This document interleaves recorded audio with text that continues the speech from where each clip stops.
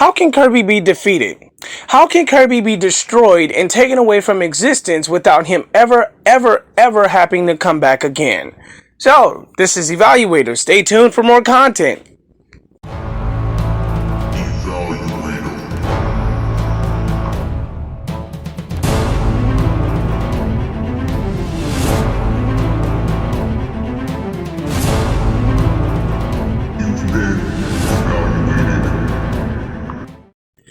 Kirby is one of the most, and if not the most biggest character in Nintendo history. At least Saitama's character and all of his capabilities is well explained, how he basically elevate to the next level and how much stronger he can basically become. Meanwhile, over here with Kirby pretty much just basically defeats a character who is planetary, who basically shot at him in his stronger form, and he comes back a lot less weak, and he basically beats them. My speculation to this is that perhaps Kirby was holding back the entire time, and he had more power than he did a lot before, which basically even turns to the point of this whole scenario being a big misconception of Kirby's power and his capability and everything he pretty much has. But the point of the video is how to kill Kirby and take Kirby away and erase him from existence. Simple. Just attack the heart of the character. If you basically possess the ability to attack the soul of the character by destroying the character themselves, you basically can eliminate the character altogether. It doesn't matter about MFTL speed or going out of the speed equation, or how physically fast the character is, or how much stronger he is compared to the next character. Once you possess the ability to attack the character on a spiritual level, there's nothing physically the character can do to defend that from actually happening. The whole point about that big scenario is the only way that can actually be prevented unless the character is more willingly stronger than the next character spiritually. And from this concept, we're talking about willpower. So when you look at Sonic, a lot of people misunderestimate Sonic because he's just a fast character, but they don't know how powerful Sonic actually is. Excuse me for a moment. The point about how powerful Sonic is based on his emotional spectrum. If anybody had watched any of the video games or played any of video games or any Sonic cartoon shows, you could basically see that different forms of Sonic is based on his emotions. And basically, his emotions determine the transformation of his character, which basically shows how more powerful he is when he shifts to a different emotion. The same thing even basically applies with Goku when he uses rage to go Super Saiyan, and for Gohan, he has to clear out his entire personality to actually even become a Super Saiyan 2. So this basically even goes throughout all of the emotional spectrum. Does this give them the ability and power to fight a character and destroy a character on a spiritual level? Well, technically, yes. When the character can basically concentrate their ki on the soul character, which is the heart of the character themselves, just with their energy alone, they can erase it. As shown with Omega Shenron, who basically conjured up all the negative energy throughout the GT saga and all of humanity and threw it at Super Saiyan 4 Gogeta. Gogeta basically concentrated all his light positive energy into that negative energy of that ball and kicked it out of the earth and basically destroyed the big defense that was put around the earth by Omega Shenron. The whole point of this is that if Gogeta basically has the power to do that, he also has the power to basically concentrate his ki on the sole purpose of the character and basically destroy the character altogether. This is a little bit complex to even probably explain for Sonic and Saitama to do the same. So the thing is that the way Saitama attacks physically, he uses his power physically throughout his body. But when he concentrates his energy on the soul of the character, depending on how powerful the character is, because he's spiritually willingly a lot more, he has more will than the next character, he basically can attack that character on a spiritual concept.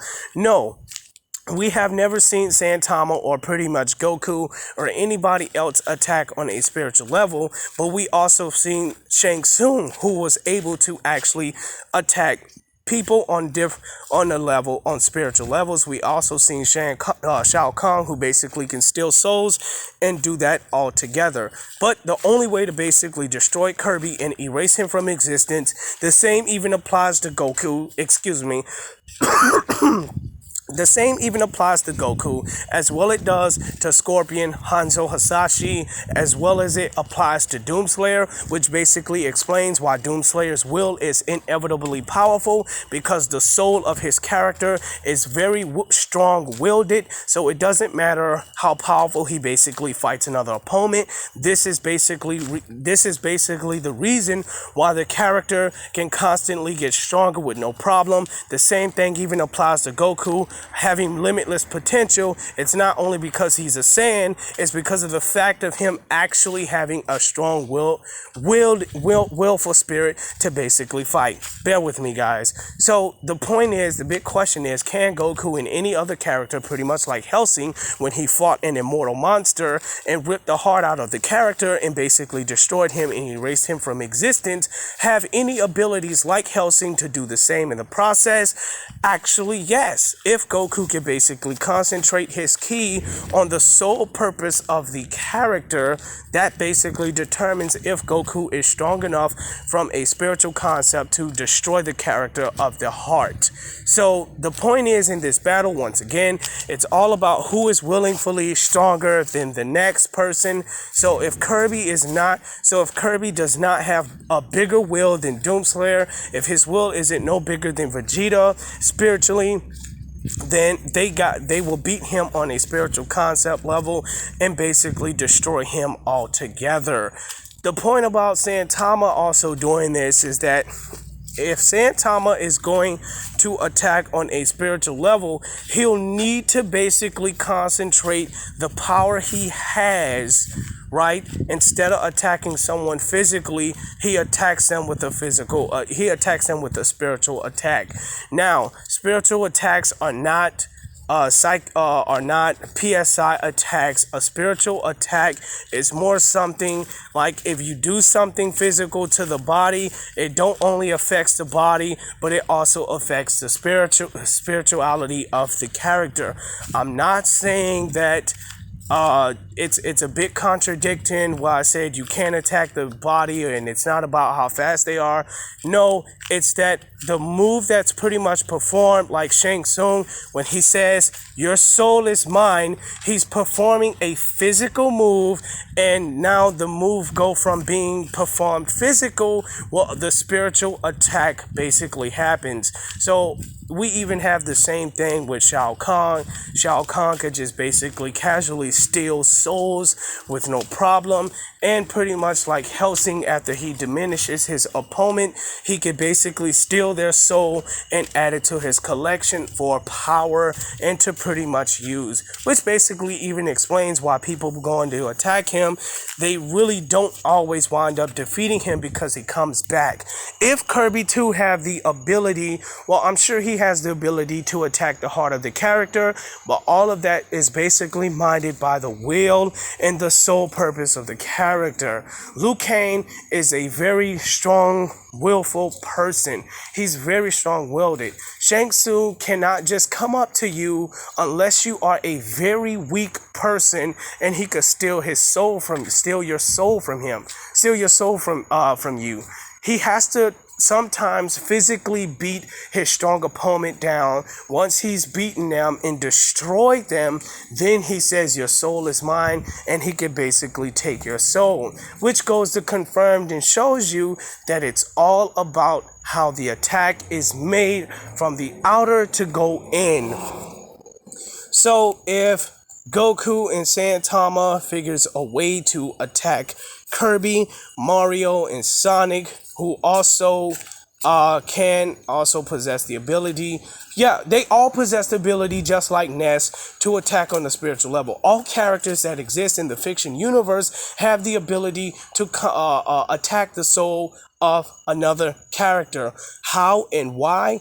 all they'll need to do is concentrate the energy and the power that they basically have from within and attack the character from the outer shell all the way into the inner shell. What matters both is that who is willingly stronger than the next. If Kirby is stronger than all of them, then the attack at his soul wouldn't work. But if he's not as strong as most of them that are attacking him on a spiritual level, they will defeat him and erase him from existence. I hope I said enough. I was not trying to stay too long. I really wanted to sit down and talk for 5 minutes.